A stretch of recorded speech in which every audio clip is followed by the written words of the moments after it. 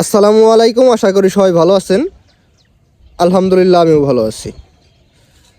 সমাজের কিছু মহিলা মানুষ থাকে এমন যে ঘরের কথা পরে বইলা বেড়ায়া তারা মনের তৃপ্তি পায়, সুখ পায়।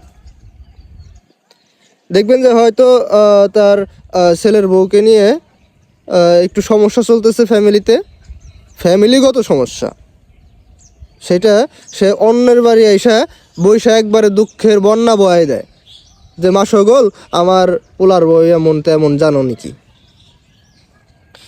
এই যে যে ঘরের কথা আপনি পরে শুনাইতেছেন, এতে করে আপনার কি ফায়দা হইতেছে, কি লাভটা হইতেছে? আপনি তার কাছ থেকে কোনো সমাধান নিতে পারতেছেন, কিছু করতে পারতেছেন?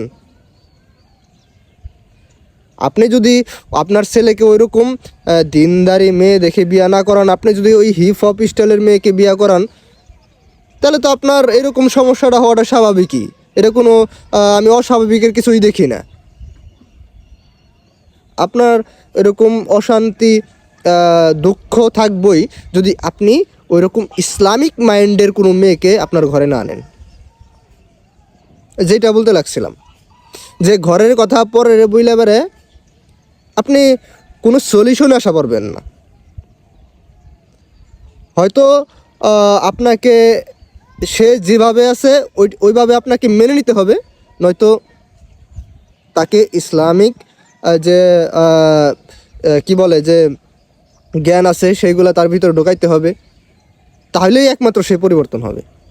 ওই আপনি অন্যের বাড়ি এসে একসাথে বৈশা যতই দুঃখের বন্যা বয় দেন যে মা সকল আমার পোলার বউটা এরকম ওইরকম, জানো নাকি, কী করা যায়, কাইন্দা কেটে যতই যাই করেন, কোনো সমাধান আসবো না, বরং সমস্যা আরও বাড়তে পারে।